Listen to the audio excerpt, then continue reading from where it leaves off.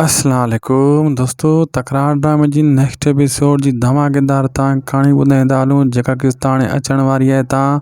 के इहो ई ॿुधाईंदासीं मूसा वाकई पंहिंजे प्लानिंग में कामयाबु थींदो या न, या वरी मूसा जॾहिं आशू जी भेण खे खणी वेंदो यानी मीर जी मंग खे, पोइ उन खां पोइ मूसा मीर वारा छा क़दम खणंदा। नवाब खान हाणे मूसा जे मथां वाकई जेको आहे खून जो इल्ज़ाम लॻाराए उनखे जेल मोकिलींदो या मूसा इन्हनि खां भॼी करे जान छॾाईंदो। बिल्कुलु दोस्तों, तव्हांखे ॿुधाईंदासीं इन नंढड़े वीडियो में।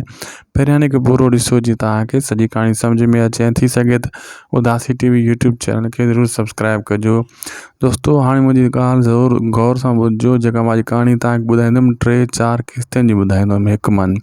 दोस्तों जीअं हाणे किस्त स्टार्ट थींदी सुभाणे, ठीकु आहे न, जीअं जीअं शादी जूं ॻाल्हियूं हलंदियूं ऐं सुभाणे वारी किस्त में मूसा जे मथां पुलिस जेको आहे कोशिशि कंदी पकड़ण जी। लेकिन अॻु जी मां तव्हांखे कहाणी ॿुधायां, मूसा बिल्कुलु मंग खणी वेंदो मीर जी ऐं जेको आशू जी भेण खे खणी वेंदो ऐं उन जे बदिले में आशू ऐं मीर या नवाब खान जा माण्हू गॾिजी भावल खे उनजे घर में ॿधींदा ऐं कोशिशि कंदा भावल जी जेकी धीउ आहे राणी उन जो निकाह मीर सां करायो वेंदो ज़ोरी ऐं ज़बरदस्ती। ऐं जेको आहे भावल खे इन शइ जी सज़ा ॾिनी वेंदी त हुन मूसा जो साथ ॾींदो ऐं उन साथ जे बदिले में भावल सां इहा हालत थींदी ऐं जेको आहे ऐं ज़ोरी ज़बरदस्ती मीर सां उन्हनि जी शादी कराई वेंदी।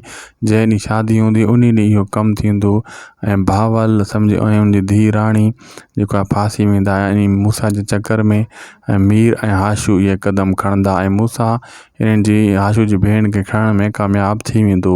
इहा एडवांस में मां तव्हांखे अॼु अपडेट ॾियां थो। 3 ॾींहं पिया आहिनि शादी में किस्तनि में।